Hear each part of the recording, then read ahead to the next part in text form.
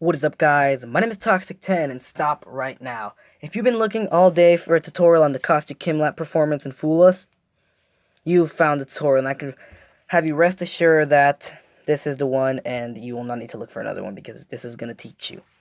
So after a lot of 0.5 speed and comments on YouTube, I think I figured it out.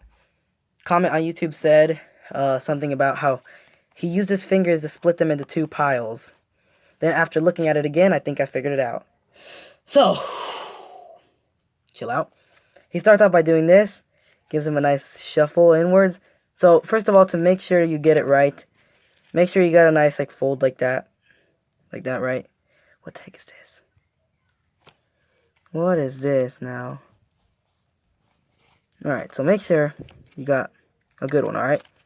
A nice break that looks like they're folded like this, inwards, all of them. So once you flip them over like this, you get a nice break that you can actually see like that. And you can actually just wedge your fingers in there and flip them over. So now, we get to it, right? He flips them and decides to shuffle them in a weird way like this. Like that, right? Then he starts playing around with them, saying, oh, look, let's feel like a kid again. And does that. And now dropping some cards might be a smart choice. And I think he actually did that on purpose. Right? So now he squares them back up. And this is what you need. You want to have a pile that has a... Not a pile, sorry. You want your starting cards to be opposites. I usually prefer a face down first, like this, and then a face up. It could be either way, but if you have a face down one first, break in the two piles will result being one of those mouths in the middle instead of one of those swing things, like a little thing that goes inwards like this, and instead be like this, which is easier to dig your fingers into. But so you want to start off like this, and this is what you gotta do. You're gonna grab this card and take it this way, like that. This is your starting position. It could even be with just two cards, with three cards, sorry, like that. Why? Because then when you run into one of these face-up cards, all you got to do is push up onto this card right here you left sticking out, and you slide it underneath. And the rest will follow if there's more than one. Then these you just slide all the way over here to maintain this break right here. Just slide them all the way over there. Comes across another one. Make sure to press it upwards and into there and have them all stick in. I'll give you a better perspective from the other side right now. Alright, so now the reason why you have this card right here, opposite, is so it doesn't look so suspicious that you have the two piles. So this is what you're going to do. Anytime you come up against one of these, you press up here to make sure they go underneath all the face down cards. And the rest will just follow. Now these, you go ahead and just slide them all the way over here to maintain your little thing right here. So now, when they pick their cards, like let's say Penn picked this one, Teller picks this one, face up and face down. Put them right here. Alright. Now, when they put them back, if Teller puts his face down, you put it in the wrong pile. Alright? You put it in the wrong pile, and then when you bring another one for the right pile, it's going to not look so suspicious because they look mixed in now. Now, when Teller puts his one, you put it also in the wrong pile, and again followed by one of these. So it doesn't look so suspicious now. Now they really do look mixed up. Especially since the edges are white, and these could be either way since both of them have white edges, either face down or face up. So now once you put more in, let's say where you get done right here, right? And I say, I'll leave it sticking out so you see there. Penn's card right here, and then Teller's card over here. Now you look for that natural break, which is formed right here, from obviously shuffling them so much. Now what you want to do is this is how you're going to fool them. How you're going to make them believe that they're not two piles, and you just cut them anywhere. You say, some are face up, some are back to back, some are face down, face up, and you put them together like that. Now they're all in the right way except for their card. There's Penn's card. Keep going. And there's Teller's card. Whatever they were, right?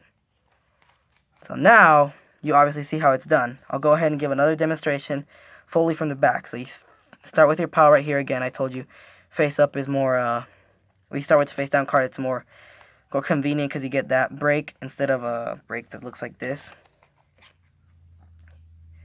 You don't want a break that looks like this. It's harder to find. Especially when, well, yeah, it's just harder to find than one of these breaks. Whatever the break is, whatever.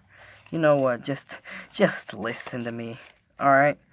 So now, go like this, Press these, we got our starting position. As soon as you get a set of face down, face up, then face up, there's your starting pile right here.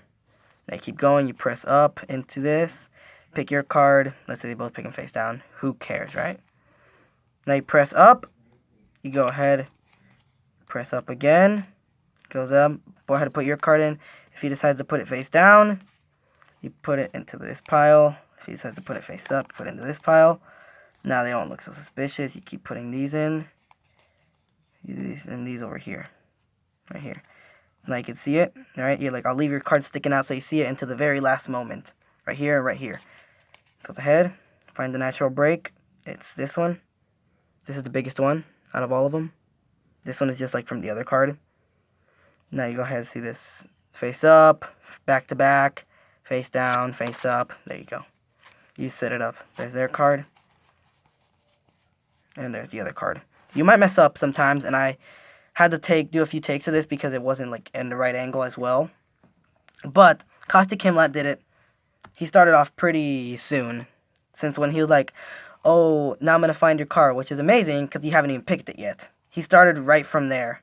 And if you do it from like this angle, you can't really tell at all, especially when they've done it. So, especially when you've had those like their cards that are making it look like it's mixed up. But yeah, he did it within 20 seconds, I think. And very cleanly as well. A lot more clean than I can make it. So as long as you put a lot of practice into it, it'll look very, very good. And as long as you have the right angle, which would be somewhere like this. This would be the right angle. Right? I'll try to do right angle. So let's pause. Let's try to do it full time. You say, alright, now go ahead and pick your card. Go ahead and pick your card. You go like, oh, this is your card, this is your card. Alright, very nice. It's okay. I could see the card. I've seen this trick done before. Alright, now go ahead and put yours face down. Thank you very much. Thank you very much. Alright, now where are you going to put yours? Face down. Thank you very much. Face down as well. Face up. Alright, very well as well. Thank you very much. Go ahead and put more of these in. Again, and guess what? I'll go ahead and I'll leave the card sticking out there so you see it until the very last moment. Alright, so don't worry. At this point, some cards are face up, some cards are back to back, some cards are face down, face up. But don't worry, I'm not even going to touch them. I'm not even going to touch them. And you feel it start to move around. And now all the cards are facing the right way except for one, except for two, the only two. And if I'm lucky, they are your cards. It's like that. I'm not sure if I got the right angle, didn't really check, but that's it. Anyway, guys, thank you. My name is Toxic10. Don't forget to like and subscribe. See you later.